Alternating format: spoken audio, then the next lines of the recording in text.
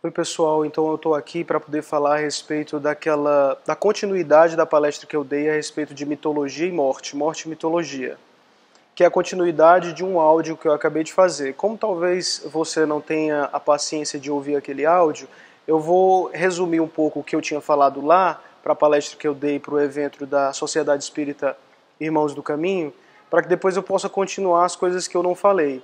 Então lá eu fiz alguns avisos preliminares, que era praticamente como se fosse o preâmbulo do estudo da mitologia. Eles me colocaram para falar a respeito da morte e suas interpretações num contexto histórico, filosófico, moral, religioso. E aí o litoral por onde eu decidi entrar dentro desse assunto foi o litoral da mitologia, porque a mitologia, ela ao mesmo tempo aborda a questão de uma forma histórica, filosófica, moral e religiosa.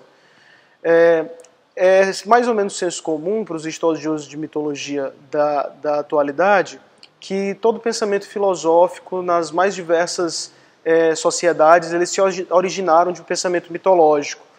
Então não é para a gente entender que mitologia é a inverdade, é uma superstição. A mitologia, principalmente as mitologias que se perpetuam no tempo, como é o caso de Ilíada e Odisseia dos gregos, como é o caso de Gilgamesh, entre os babilônicos, o pessoal da Suméria, entre Tigres e Eufrates, como é o caso, por exemplo, da Bíblia, e que eu estou chamando de mitologia de uma forma muito respeitosa, por causa do significado que a gente vai dar para essa palavra, como é o caso do Corão, né? Todas essas histórias que envolvem muito de simbologia, muito da metáfora, que para aquelas pessoas era tido como sendo a verdade absoluta e literal, elas são munidas e enriquecidas de um significado simbólico infinito e extremamente rico, que fala ao coração do ser humano, muitas vezes ultrapassando o tempo em que aquela pessoa que criou aquele mito viveu, certo? Então, praticamente o preâmbulo que eu fiz a palestra era pedindo para a gente não considerar a mitologia como sendo uma mentira, nem história da carochinha. Ela formava o jeito de encarar a realidade de uma determinada população. Era através das suas narrativas mitológicas que elas enxergavam a realidade e a sua relação com o cosmos, com o todo, com a existência. O pensamento filosófico, na elaboração racional dele, vem depois. O pensamento científico, do que a gente considera ciência moderna, vem muito depois. Mas é interessante a gente perceber que não daria para a gente conseguir formular um pensamento científico ou filosófico, racional, se a gente não tivesse toda aquela gama rica, o que eu chamei de caldo mitológico. Então isso é a primeira coisa que eu coloquei, né? A outra coisa que eu disse era que nós somos cristãos, e eu revelei que nós iríamos entrar dentro das mitologias através de categorias de leitura de textos bíblicos que eu peguei do Haroldo Dutra Dias, que é uma categoria que eu acho muito bacana, que são categorias que eu achei muito bacana. Elas servem como nossos óculos de leitura. O Haroldo ele disse que quando a gente vai estudar a Bíblia, é interessante a gente prestar atenção em 5 pontos. As histórias, elas muitas vezes percorrem o que a gente denomina de paraíso, depois ela vai para o exílio, que é a expulsão do paraíso, a aliança com Deus, que é o que Deus está constantemente tentando fazer com os seus heróis, que vão conduzir o povo hebreu de volta para o paraíso. O êxodo, que é exatamente o caminho dessa volta, e a redenção, que é o retorno ao paraíso primordial. Só que agora amadurecido, né? Uma pessoa agora consciente de si. Então, todas essas categorias elas vão se, por assim dizer, atualizar-se nos seres humanos.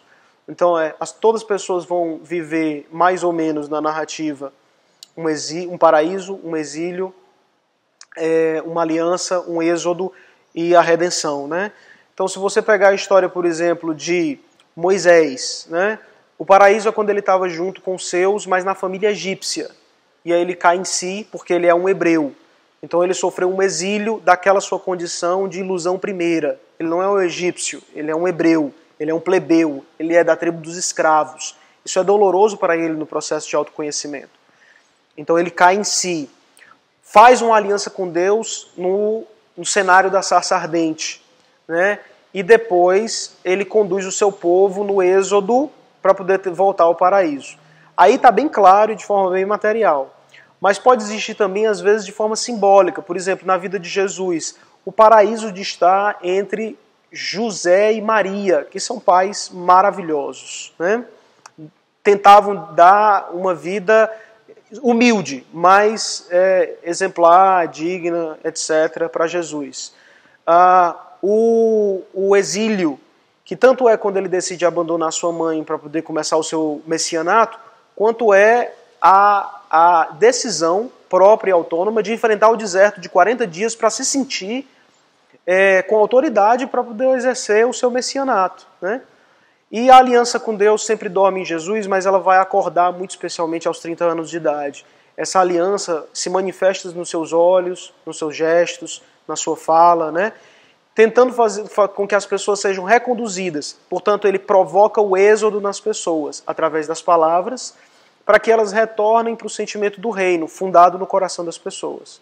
E a redenção de Jesus é quando sua palavra chega ao máximo, que é o momento do milagre maior, que é o milagre da ressurreição, para os espíritas considerado como simplesmente o ressurgimento de Jesus no corpo espiritual materializado, né?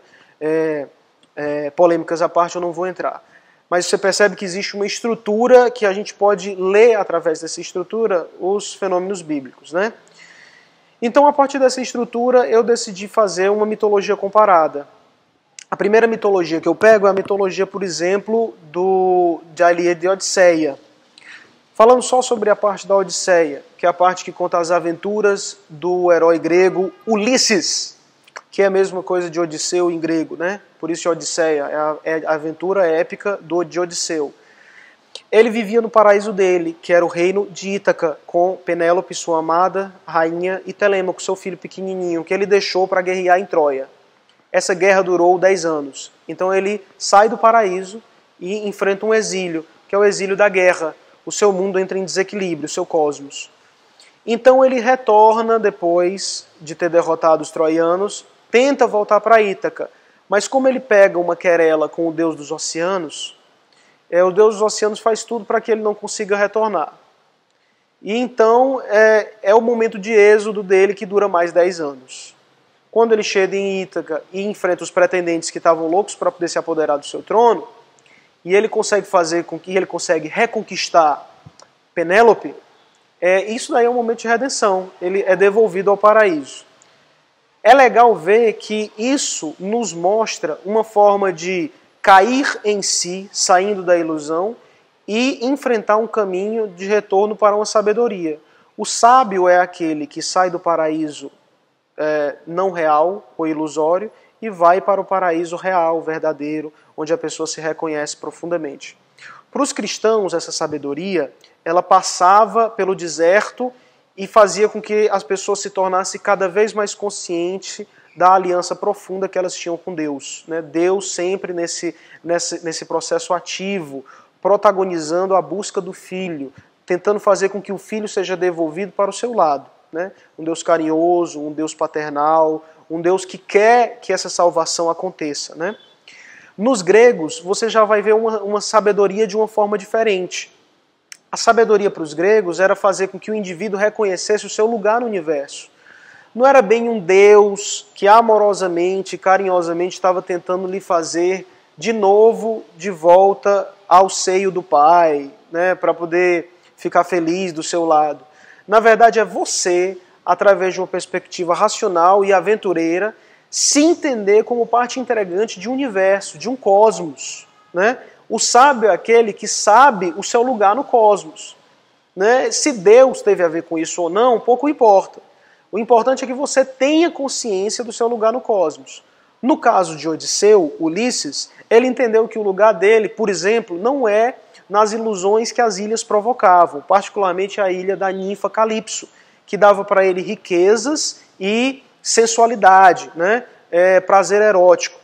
Ele entendeu que a sabedoria estava em ele retornar para o seu lugar no mundo, que era ao lado de Penélope, cuidando do seu filho Telêmaco, né? E do seu reinado de Ítaca, ainda que envelhecendo e morrendo, né? Ele deixou de lado a promessa fácil e gostosa de uma imortalidade concedida pela deusa Calipso e de uma eterna juventude. Ele disse, não, isso não é o meu lugar no cosmos. O meu lugar no cosmos é lá, mesmo que de forma mortal, né? Eu ia falar também para vocês sobre a lenda de Gilgamesh, que aí vocês iam perceber que é uma lenda de outro lugar, com outros símbolos, mas que inclusive gerou narrativas que foram apoderadas pelos hebreus, apoderadas também pelos gregos, que é a lenda de Utanapishti, que é aquele que sobreviveu ao dilúvio primordial, conduzido pelos deuses contra a humanidade pecadora. Utanapishti e sua amada sobreviveram ao dilúvio. Você encontra essa história também em Noé, você encontra essa história em Deucalião e Pirra, entre os gregos, porque parece ser uma mitologia primordial, abraçada por vários povos da região. Né? O que é que essa lenda fala, que é a lenda de Gilgamesh? Primeiro, não tem nada a ver com o dilúvio. É uma lenda pós-diluviana, onde as pessoas voltam a pecar. E Gilgamesh é o pecador maior, ele é o rei dos reis. E ele faz, entre as várias coisas ruins, por exemplo, ele baixa decretos ditatoriais como: eu serei aquele que vou me deitar com a nubente em sua primeira noite de núpcias. Então isso é extremamente revoltante. Né? As pessoas do lugar, nubentes, os esposos, decidiram rezar para os deuses, pedindo para que ele acabasse com toda essa ditatoriedade de Gilgamesh, o rei de Uruk. E aí os deuses ouvem a súplica das pessoas e decidem criar um monstro chamado Enkidu, que era tão forte quanto Gilgamesh. Enkidu desce para a terra para poder enfrentar Gilgamesh. Gilgamesh lança uma prostituta para que começasse a amansar Enkidu. Enkidu, ele sai da animalidade suprema e aí fica um pouco civilizado com as dicas que a prostituta dá. Tão logo ele se torna um pouco civilizado, Gilgamesh vai para poder enfrentá-lo. Só que os dois não conseguem um derrotar o outro e se tornam grandes amigos. Então os deuses previam que Enkidu matasse Gilgamesh, mas na verdade o que acontece é que Enkidu se torna um grande amigo de Gilgamesh e passa a enfrentar todos os desafios que os deuses mandam, né? O Umbaba, que é o monstro da floresta de cedro, ou então o touro celeste, que é aquele que está na constelação de touro, desce para a terra e enfrenta os dois. Os dois eram tão fortes que destroem esses monstros divinos. Os deuses não gostam nada disso e decidem que está na hora de acabar verdadeiramente com aquilo. Como eles não queriam matar Gilgamesh, eles decidem matar Enkidu. E, na verdade, essa é uma tacada fantástica, porque matando Enkidu, Gilgamesh toma conta, ele percebe uma coisa que ele nunca tinha percebido, que ele é mortal. Gilgamesh é mortal. Ele nunca tinha percebido isso, ele estava em meio a tantas conquistas, né, o fulgor da juventude, as ilusões da glória e do poder, que ele nunca tinha percebido a própria imortalidade.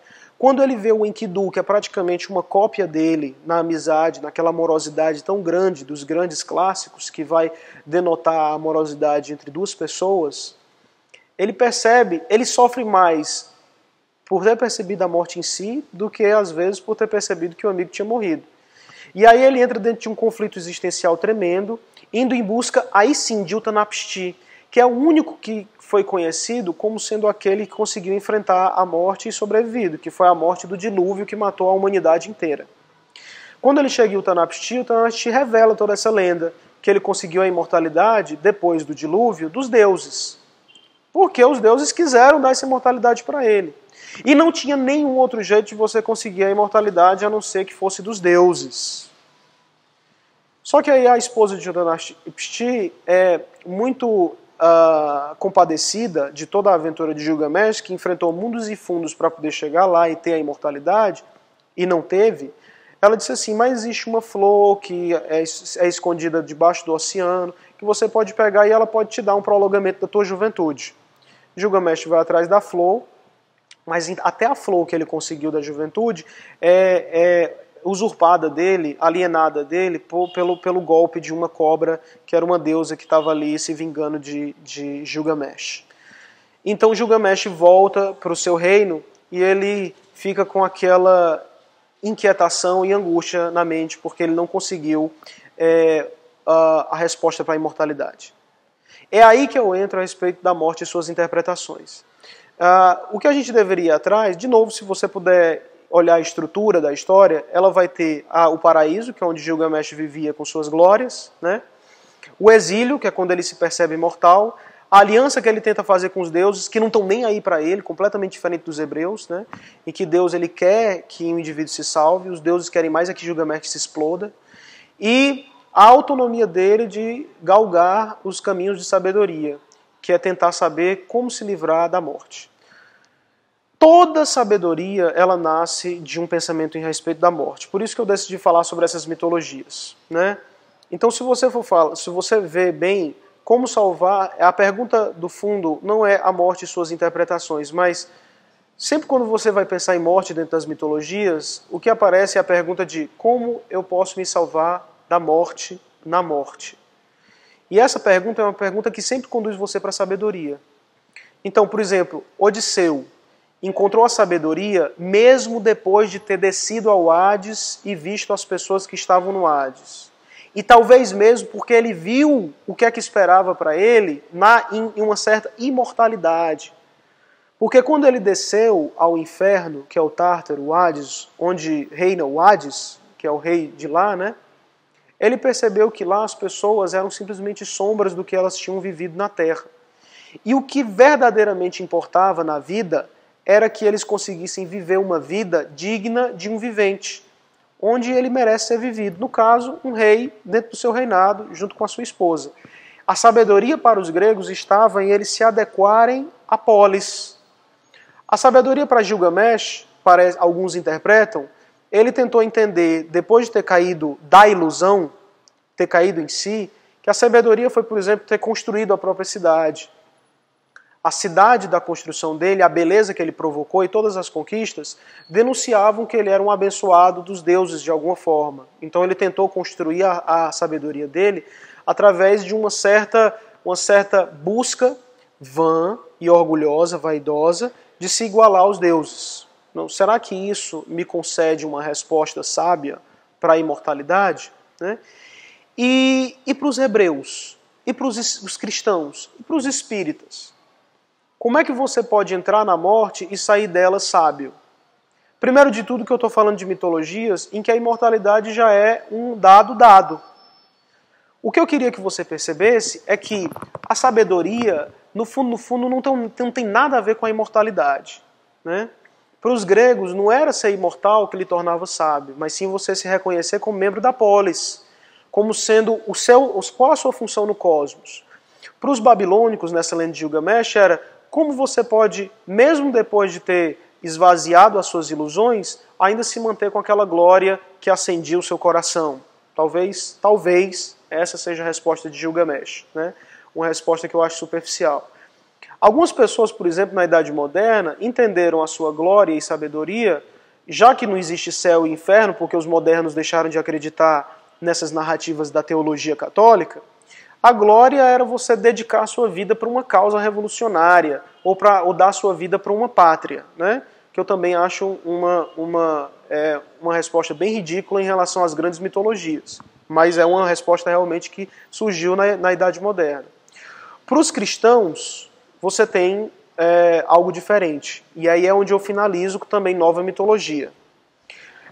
Todos esses mistérios que rondam a morte, as pessoas realmente chamam de mistérios. Então existem os mistérios de Eleusis, os mistérios de Ísis no Egito, tem os mistérios de Eleusis na Grécia, e tem os mistérios, por exemplo, órficos. Os mistérios órficos contam a respeito da descida de Orfeu ao inferno, que é o Hades, e no seu retorno. Esse processo de descer à morte e retornar da morte é um processo que enche o indivíduo de sabedoria e de segredos que só os deuses têm.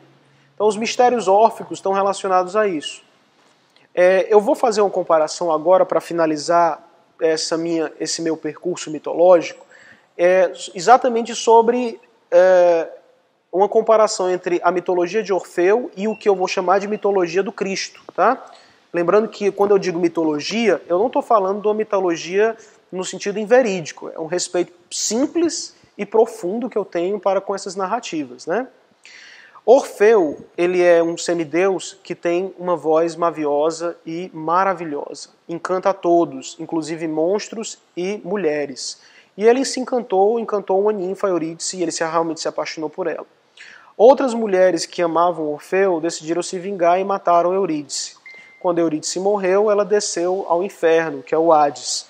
Então, perceba que para os gregos o inferno não tem uma conotação pejorativa, não é moralmente vergonhoso você ir para o inferno. A maior parte das almas que vivem na Terra, elas vão para o inferno, porque é o lugar onde ficam as almas. Por isso que Hades é rico, porque Hades é rico de pessoas que estão sob o seu poder, né? Só que Orfeu é morto, ele vai atrás de uma abertura na Terra em que você pode ter acesso ao Hades. Se ele bebe uma porção, como também aconteceu com Odisseu. Odisseu também desceu ao Hades, por isso que Odisseu ele também tem sabedoria, porque ele enfrentou a morte e conseguiu sair dela ileso.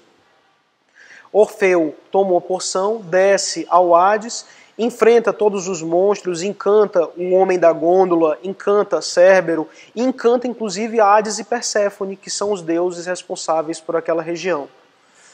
E aí ele encontra Eurídice e pede gentilmente e cantando que ele possa devolver, que eles possam devolver Eurídice para a terra. Ele pede que Eurídice, portanto, ressurja. Aquilo é um processo de ressurreição. Ressurreição de Odisseu, ressurreição do Orfeu, né? Ressurreição da Eurídice. Ele pede que aconteça a ressurreição de Eurídice. Perséfone, compadecida, pede que Hades conceda esse trunfo para Orfeu. Hades, também compadecido e gostando muito de Orfeu, diz que pode levar com uma condição. Ela sempre vai atrás de você e você não pode olhar para trás. Na hora que olha lá para trás, ela volta. E aí você pode imaginar o que acontece. Porque ele vai tentar voltar para o mundo dos vivos, só que ele de novo vai ter que enfrentar Cérbero, de novo ele vai ter que enfrentar monstros, o homem da gôndola, né?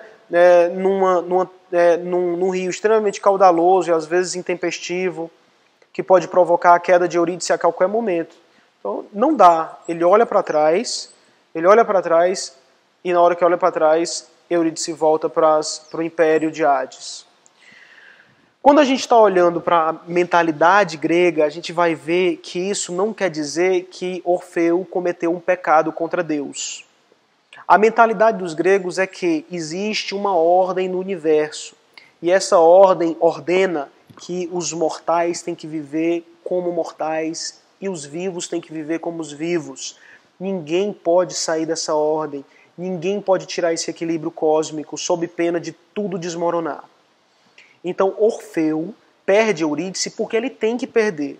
O desafio que Hades colocou para Orfeu era um desafio que era impossível de ser concretizado e vencido. Então, na verdade, foi uma travessura, uma trapaça que Hades fez, sabendo que Orfeu nunca poderia concretizar.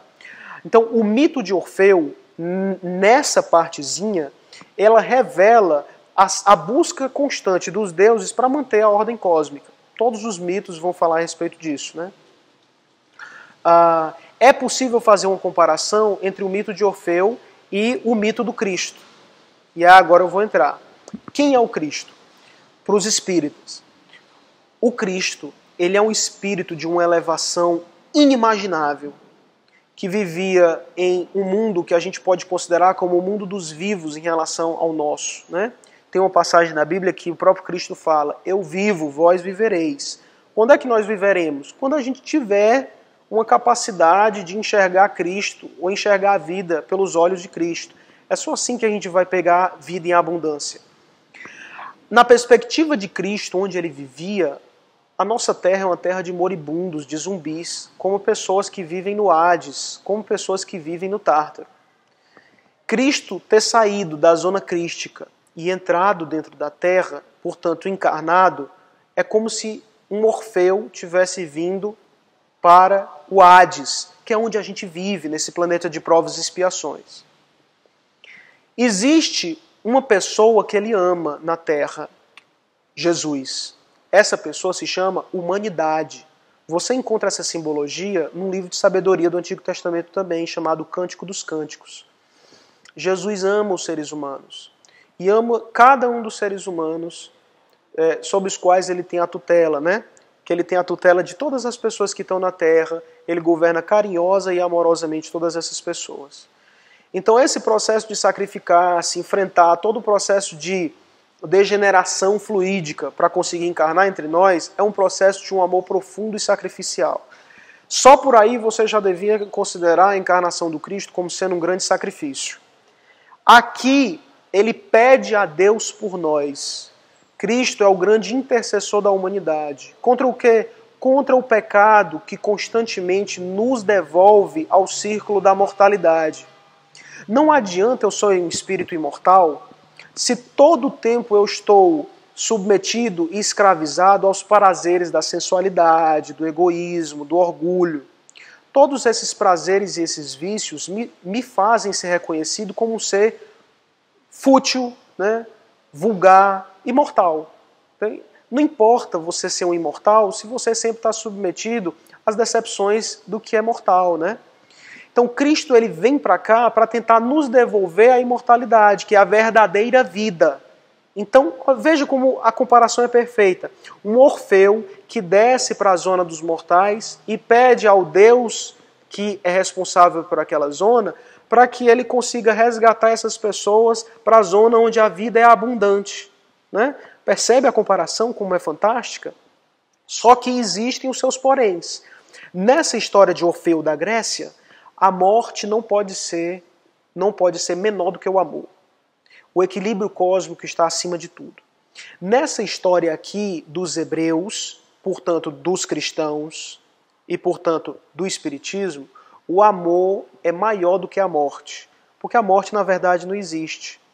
A lição suprema e última que Jesus quis dar para a gente é que se nós praticarmos o amor, não há morte que nos vença, não há morte que nos esmague. O amor é a última ação que deve fazer a reconciliação suprema entre mim e mim mesmo, entre mim e o outro e entre mim e Deus. Eis a grande lição de sabedoria que guarda nessa vivência da morte e da ressurreição de Cristo para nós. Então, assim, a morte e suas interpretações. Para os gregos, a morte é um equilíbrio do universo. Ela é uma necessidade e o sábio tem que se adequar à morte se ele quiser ser sábio. Para os babilônios, por exemplo, a morte é uma fatalidade. E por mais que ela te provoque tristeza, o que você vai ter que encontrar é como sobreviver à angústia que ela provoca. Será sendo herói e se imortalizando no tempo? Fica a interrogação. Parece ser também a sabedoria que existe na Ilíada, por exemplo, com Aquiles. Será construindo grandes obras, as muralhas da Babilônia, as muralhas da China, que fazem com que a humanidade tenha um pouco do gosto do que é ser divino? Pode ser. Então, o que importa, na verdade, não é a morte em si, para onde eu vou e como eu vivo lá. Eu acho que a principal reflexão que a gente tem que ter é como o enfrentamento dos cenários de morte podem me conduzir para a sabedoria. Toda lenda mitológica ela vai te conduzir para uma lição de sabedoria. E a lição de sabedoria que existe no cristianismo e, portanto, no espiritismo é essa. É que não importa a morte. A morte, ela na verdade é uma ilusão, é uma passagem, é uma porta, é um umbral, né? Que é aquela sombrazinha que fica debaixo da porta, que te leva a uma sabedoria. Qual é a sabedoria? Amai-vos uns aos outros. É só através dessa aliança mística que te conecta dentro de um corpo, que é a humanidade, que vai fazer com que você verdadeiramente ascenda ao paraíso perdido. Ao paraíso que Deus tinha reservado para você, mas que por um motivo ou outro dentro dessa mitologia, você se afastou e vai retornar. Lembrando que esse afastamento e esse retorno não é um castigo. Para o espírita isso não é um castigo, isso é uma necessidade. O paraíso primeiro que todos nós temos sempre é um paraíso ingênuo. É necessário que nós percamos esse paraíso e nos doemos para o mundo, que nós sejamos jogados no mundo. No mundo, o exílio, a aliança e o êxodo é o processo de construção do espírito e reconstrução, que muitas vezes as pessoas chamam de reforma íntima, mas que eu chamo verdadeiramente de construção infinita do nosso castelo interior para a ascensão para um paraíso verdadeiro, que muito provavelmente é o paraíso que Deus tinha reservado para nós no início da criação, mas que eu não tinha maturidade, ingênuo que eu era, para poder viver as guloseimas e as delícias desse paraíso. Quando eu vivo esse processo de exílio, aliança e êxodo, amando as pessoas como Jesus nos ensinou, amando uns aos outros, praticando a caridade, fora da caridade não há salvação, a caridade em todo o seu esplendor e em toda a sua profundidade, é que eu tenho o passaporte e a autoridade para poder agora sim viver o paraíso, que cá entre nós é o universo inteiro, está em todos os lugares. É algo mais de consciência do que de geografia. É isso, pessoal, que eu tinha para falar para vocês.